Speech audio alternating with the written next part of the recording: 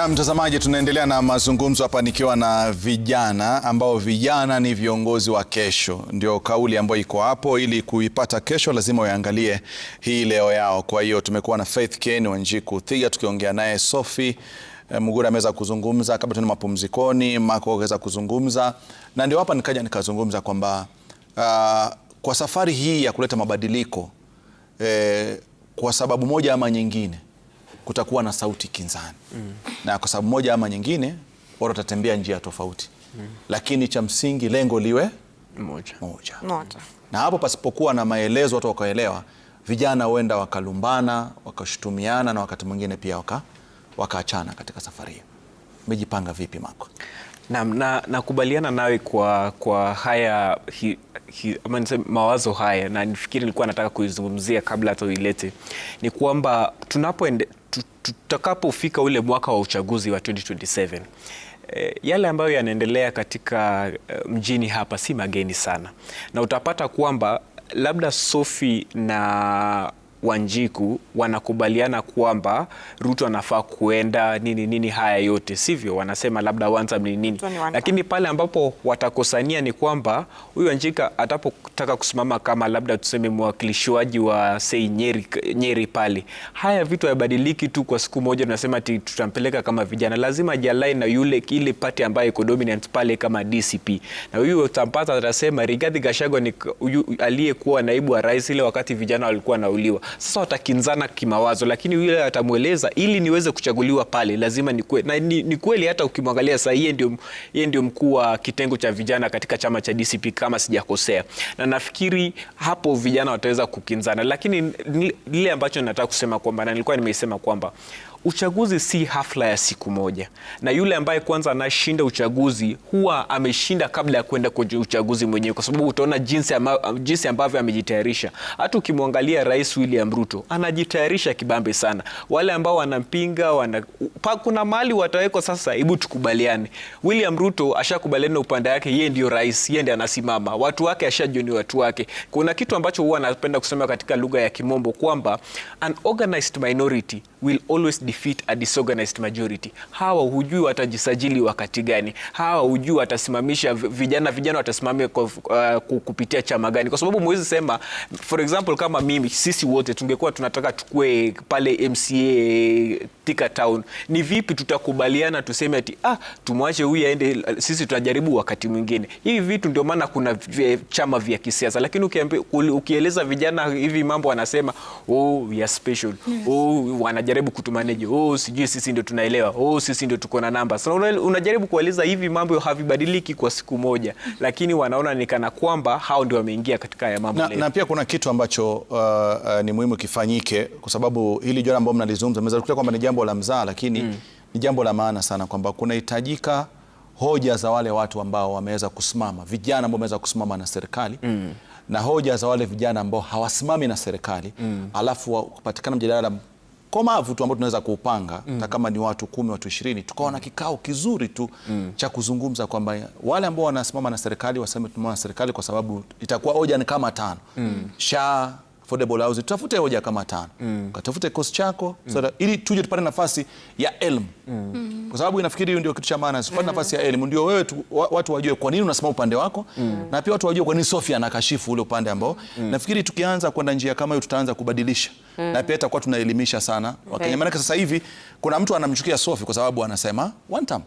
Na kuna mtu ambaye anamchukia Mark kwa sababu Mark anasema two term. Lakini atupeani muda tukasema Sophie kwa nini anasema one term? Na kwa nini Mark anasema two term?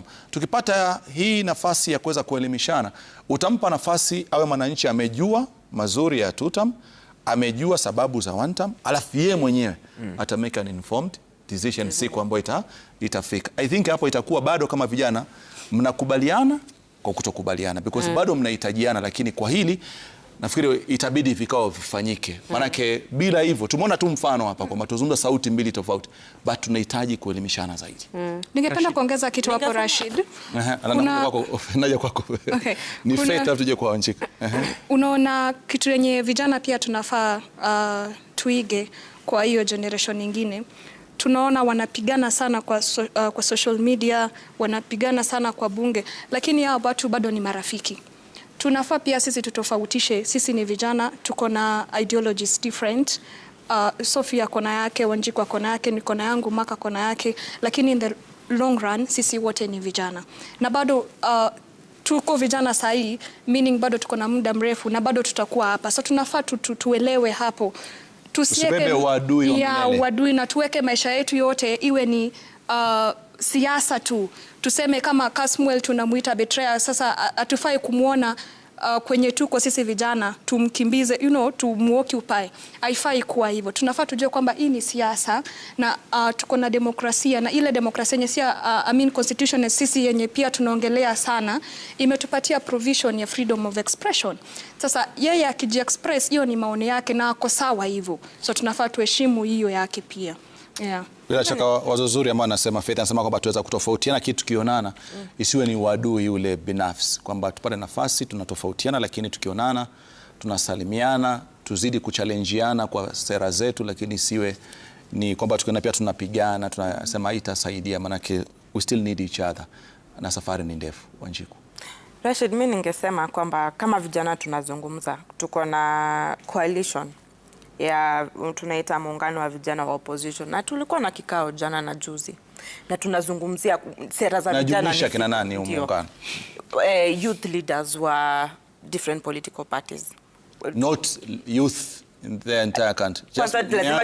Tumeanza kwanza tukaketi tukasema hivi ndo tunavyosema, kwa kizungu tunaita Coalition of Opposition of Youth Leagues. Ndo kwanza tuketi chini tuseme sasa tutawajumuisha aje vijana. Unajua ile strategy tunatoka kwanza kuzungumza vijana.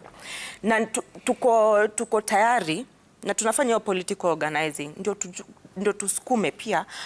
Kama mimi DCP niko na vijana wengi young aspirants wameregister, wako kwa ground, wanauza manifesto yao, wanataka kuingia katika county assembly na national assembly wazidi mbele. Vile pale Wiper, vile PLP, vile DP. So kwa hivyo sasa tunazungumza, tunataka kukuja pamoja ili tusukume hawa vijana pale ground. Na najua wanasema ati vijana tujisukumi, pale Maka amesema tunapigana. Young people are organizing on ground. Na tunasukuma vijana ambao wanasimama. Na ndio tumesema kwamba support sisi vijana wenyewe, au wazee watakuja wapite katikati yetu. Shida yetu na vijana wa tutam ni kwanza, mfano mimi nilikuwa nimeshikwa, nimewekwa terrorism, nimetoka tu nimesema, nimepost nikasema nimetoka, wanasema yes, kidole sambusa. Huyo ni kijana ambaye anaona unadhulumiwa na state na anafurahia. Kweli kwamba tunaweza kuwa na uhusiano mzuri na kijana kama huyo. Lakini kuna wale wazuri nakwambia, mimi niko upande mwingine na Kenya. Anakuambia mimi niko upande mwingine na Kenya walikufanyia, it is not right. Kwa sababu kuna wale watu wananijua. Hata kama haunijui, siwezi kuwa terrorist. Yani terrorism is such a big case. Sasa ukienda unaelimisha, lakini ule kwa akili anajua tu yeye ni kuimba tu tampeke, hataki kujua kuangalia maslahi ya kijana mwenzake, na hiyo ndio tunakashifu. Na ndio unasema tuendelee kufanya mazungumzo, tuende pale X, turudi pale X, na tuko kwa ground. Tunaenda kuelezea vijana why it is important kama vijana kuungana. Na kuna kitu ambacho kuchaguana juu tunagombea viti, kwa sababu tukiangalia election campaign financing Kenya, it's very expensive. Kwa hivyo kama sisi vijana ni mbinu zipi tutatumia, we override expenses ndio tuchaguane pale mbele. Na pia vile naona kwamba ni muhimu pia vile maanake nitatenga muda tena niwaalike Sophie tuje tuendelee, maanake tuna mada nzuri. Naona Sophie ungependa uchangie tena. Lakini maanake tumekuwa na live mbili ambapo kidogo zimekulamba kitatafuta, lakini lazima tujue kitu kimoja tukiondoka hapa. Anayesema two term ni kijana na anayesema one term ni kijana. Tutakutana nao huko. Tutakutana kijana, tutakutana kijana ambaye anasema one term bado ni kijana. Utapata yeye anasema two term. Inabakia ni kwamba je, hawa vijana watakaa wapi waelimishane? Kwa nini nasema one na kwa nini unasema two? Kweli. Tukianzia hiyo safari kuanzia sasa tukiondoka, tutapata kweli kauli ya kwamba vijana ni viongozi wa kesho. Na niseme tu kuwa hatuwezi peke yetu. tunahitaji mama zetu, baba zetu watuunge mkono, kwa sababu wao ndio wanaelewa uchungu pia ambao sisi kama watoto wao tunapitia. Kauli hatuwezi ongeza, umemaliza vizuri sana. Sophie Mugura anasema peke yetu haiwezekani. Asante. Mako huko pia vile shukrani sana kwa mchango wako. Faith Ken, asante kwa mchango wako. Wanjiku Thiga, shukrani sana na pole kwa masaibu uliopitia. Na kufikia sasa mtazamaji, mimi nasema tu asante sana kuweza kutegea na kufuatilia.